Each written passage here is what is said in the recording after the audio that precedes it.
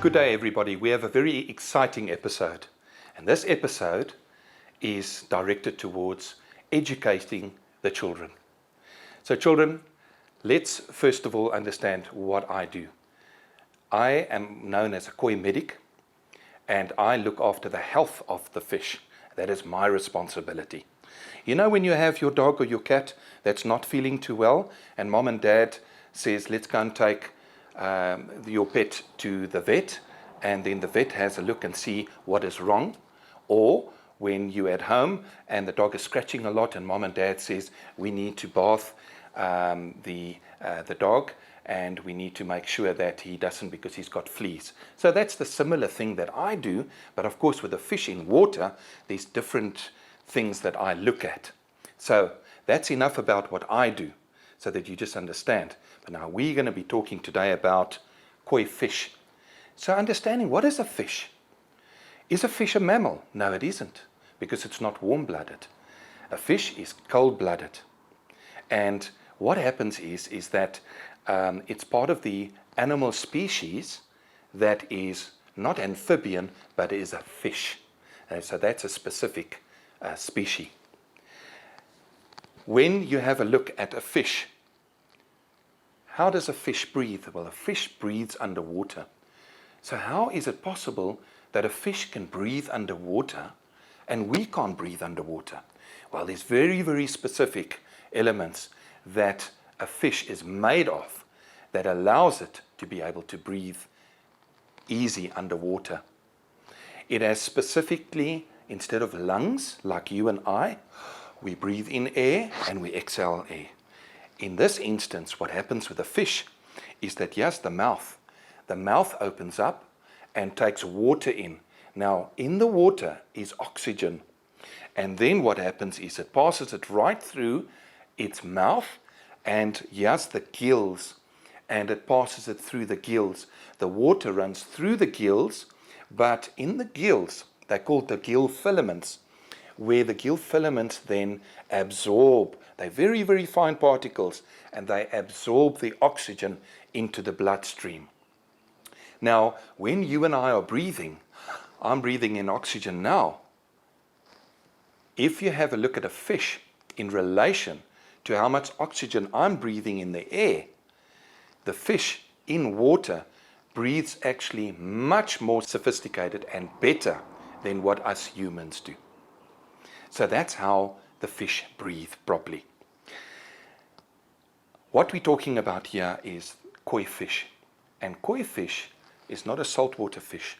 You won't find it in the sea, but you find it in fresh water. Now, speaking about water, water is very, very important to our planet. And we've got to be very responsible with water. And I'll tell you why. Because 97% of water on this whole planet Earth is salt. 3% is fresh water, but 2% is what you'll find in glaciers and you'll find in ice. You know, in the sea, when you see those big ice glaciers and floating about the ice islands, you will find that that is fresh water. But the drinking water that we have is only 1% of all the volume of the water. Can you see how precious it is? It's so very important that we don't pollute the water as well, and that we look after the water, because fish breathe in the water and they live in the water. So if we add in all sorts of things that shouldn't be there, plastic and bottles and things, you can just imagine how bad it is for the fish. So enough on that.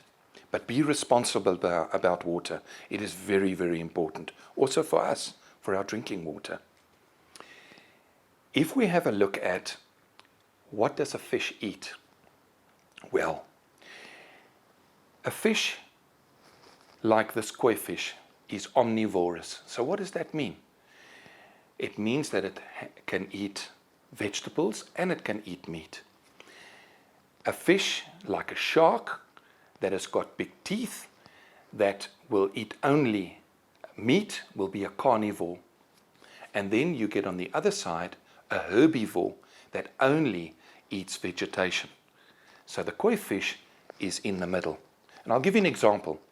When a fish is swimming and it's in a pond and there's a mosquito or a fly or something that falls on the water, it will eat on it. And it'll eat that meaty bit. But it'll also chew on the plant's roots and everything. And that's what I mean about it being omnivorous. With that, does koi fish have teeth? Yes, they do. They don't have, like sharks do, teeth in the front, but they've got teeth right in the back, and they are like molars. Now, if you put your finger in the back of your jaw and you feel the teeth right in the back of your mouth, those are the type of teeth that your koi fish has got. Because what happens is, as it takes the food, it doesn't bite the food and tear the food apart, but it crushes it. And that is what they call molars. Your molars, which are the teeth right in the back. So that's just an interesting fact. Can koi fish see under the water? Yes, they can. They can actually see very, very well.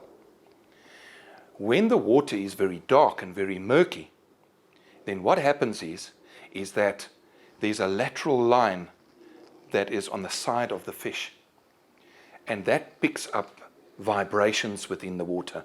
So even if the fish can't see at that given moment, it can pick up vibrations in the water telling it that there's a food source. Isn't that clever? The other thing is that, can koi fish smell? Yes, they can smell. They have actually noses. Now, noses under the water? Yes. They have nostrils called nares. And what happens is the water flows through the nose and out again, through one hole and out in a little hole. And those are on either side of the face. And those nares then allow the fish to smell. Has a fish got an ear? Yes, they have got ears. And you know that they can hear underwater very, very much better than what us humans can hear. They will even identify your footsteps when you come to feed them. And they're also very good timekeepers. If you feed them at a specific time, they will wait at that specific place for the time when you are ready to feed. Aren't they very clever? I think they are. So let's move on to the next thing. Does a koi have a stomach? No, it doesn't have a stomach like you and I. So they're not used to having a breakfast, lunch and dinner or supper. The fish has got a long intestine, and it's used to foraging just little bits at a time. So with it not having a stomach, it is able to eat little bits at a time, and only little bits at a time, and not these big, heavy meals. So that is very important. Otherwise, what happens is that the food just remains in the water and makes the water go bad. Okay, so let's move on. As you're looking at the fish, why is the fish, when you touch the fish, why is it slimy? Well, first of all, the sliminess is the first line of defense, the first line of protection for the fish. So let's, for argument's sake, say that the fish gets frightened and the fish jumps, and the fish jumps on the side of the koi pond, and there's a rock or something. The sliminess will be able to protect it so it can slide off. But the most important thing is that for any parasites or anything that is going to harm the fish, that is the first line of defense. Similar to you and I that's wearing a shirt. It's the first line of defense. It's the first covering, the first protection layer. The next one is a very interesting one, is scales. Scales is like fingernails, and they grow, and they also come off at times, but they grow again. So with the result is that is the second line of defense, is the scales on a fish. Now, some fish don't have scales, koi fish that is, but most of the koi fish, they do have scales. Coming back onto the slime on the fish.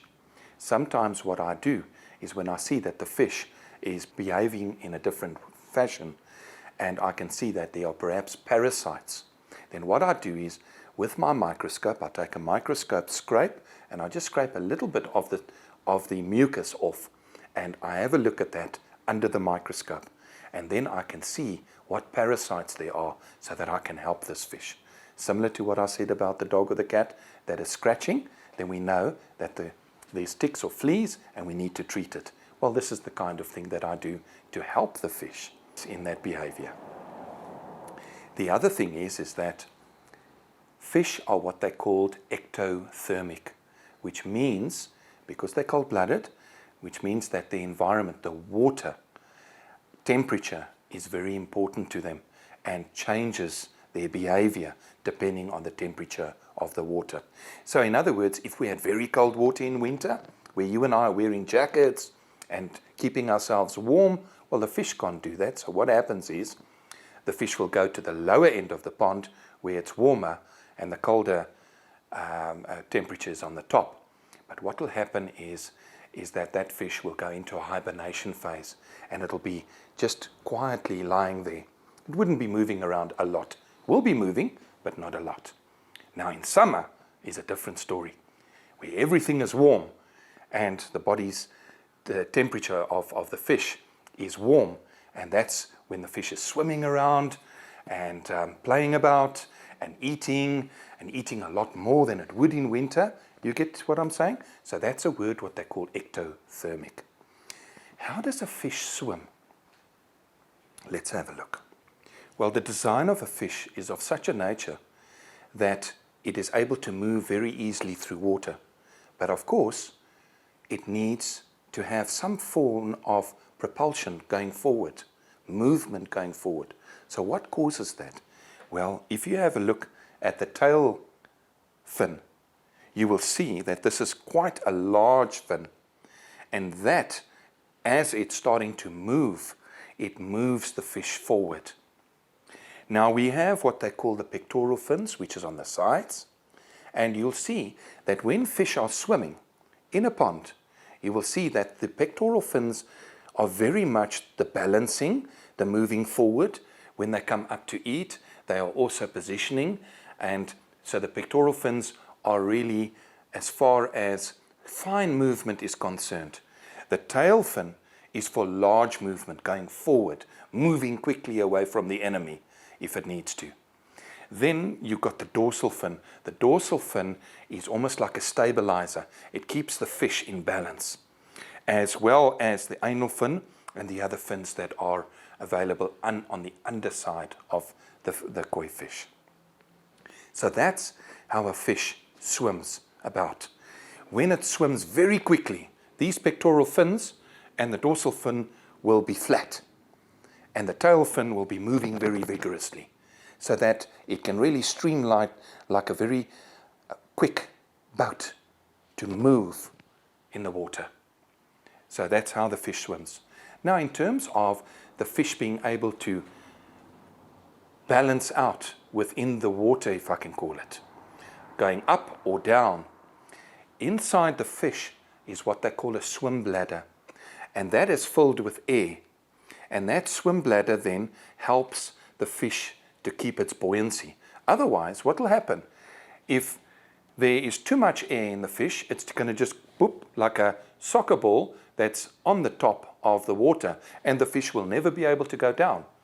If the fish never had a swim bladder, that it would be like a submarine. It will just be swimming on the top, and all of a sudden, whoop, it will go right down to the bottom, and it won't be able to come up for its food. So that's why the swim bladder is a very, very important element within the fish. A very interesting thing is if you look at how old do fish get. Now you can actually Google this. The fish's name was Hanuku, and the oldest living koi fish was recorded at 226 years old. That is very old. And that fish was found in Japan in a natural spring. And there's a very, very nice story to this, because the owner that would call the fish by name, the fish would come to him, he'd be able to pick the fish up, and he'd be able to give it a hug and put it back in the water. Isn't that a nice story? But you can read that if you go and ask mom and dad to Google, and they'll be able to read you the story as well. Or you can read the story as well. Koi fish have different colors, but in this instance, we have what we call a kohaku. A kohaku is where there's red and white. Now, all these names are Japanese names. So, if we look at the color red, it means he. It's called he. If we talk about the white, it signifies white as snow, like in Japan with the snow, and it's called shiroji. So there are two names of colors. There are many different others. Black, for instance, is called sumi. And there's various colors that you have and various varieties of koi fish that you have out there. Different colors and different patterns and so forth and so forth. Did you know that the female koi fish will lay over 100,000 eggs? So that shows you also why it's not a mammal, because it lays eggs and it doesn't give birth to live young. Koi fish are regarded as, because of their beautiful colors and the way they swim through the water and very easily, and it's a nice tranquil environment where you can feel at ease, and yes, you can even feed them with your hand as well, and they'll come up and eat. But they are called, what the Japanese say, they are called swimming flowers, or living jewels. But swimming flowers, they just swim gracefully. So that is the story about koi fish. And if you want to have more information, you must please just let us know, and we'll be happy to answer many more questions that you have. Thank you.